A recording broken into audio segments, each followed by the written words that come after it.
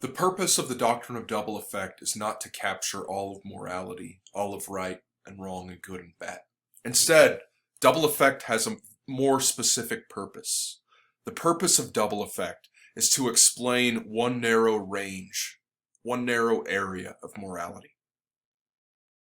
Double effect is brought in to give an explanation of one sort of situation in which it's okay to do something that you know is going to lead to something bad. There might be other situations where it's okay to do something if you know it's okay to lead to something bad, but this is one sort of situation. And so according to double effect, or DDE, a person may permissibly perform an action.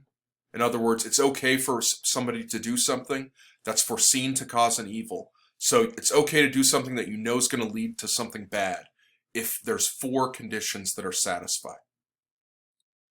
One of the conditions that's got to be satisfied is the action can't be wrong in itself. So like if what you're doing is, if like you eat your own child alive just for fun, that would be wrong in itself. Condition 1's not satisfied, so double effect doesn't let you off the hook. Another condition that's got to be satisfied is the good effect has to be intended. So you've got to be, the good thing that results from your action is something that you've got to be aiming to do or trying to do. If it's just a side effect that you don't intend, then it doesn't count. Third, the evil effect, the bad thing that happens, can't be intended. So the bad thing, you might see that the bad thing is going to happen, but you're not trying to make it happen. It's not a part of your plan. And so the evil effect is not intended either as an ends or as a means. And an end is you're not trying to get the evil thing to happen for its own sake.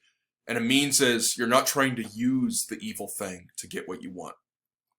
And then finally, there's proportionally grave reason for permitting the evil. And that just means that the good thing that results from your action way outweighs the bad thing that results from your action.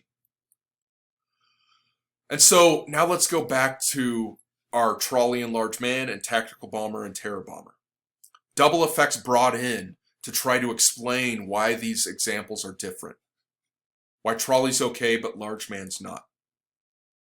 So in trolley, the action itself isn't wrong. You're pulling a lever. It's not wrong to pull a lever in itself. Diverting a trolley onto another track, not wrong in and of itself. The good thing that happens, the 5 are saved. That's the whole reason you're pulling the lever. That's what you want to happen. There's proportionally grave reason for permitting the evil. The good thing that happens, 5 are saved, way outweighs the bad thing that happens, 1 dies. And then finally, you don't intend for the 1 to die. You don't want the 1 to die. You foresee that they're going to die as a result of what you do, but you don't need them to die for your plan to work. You change whether the 1's there, and you're still going to divert the trolley onto the other track. The 5 are still going to be saved. Large man is supposed to be different than this, according to the proponent of double effect. According to them, when you push the large man into the trolley, you're using his death as a way to save the 5. If you change whether the large man's there, then your plan is ruined. You need him to get this done. You're using him to save the 5. But in this, you're not using the person's death. You just see that the death is going to happen. So that, according to the proponent of double effect, is why what you do in trolley is okay, but what you do in large man is wrong.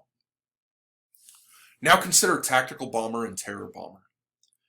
In tactical bomber, the pilot, she intends to end the war. She intends for the military facility to be destroyed.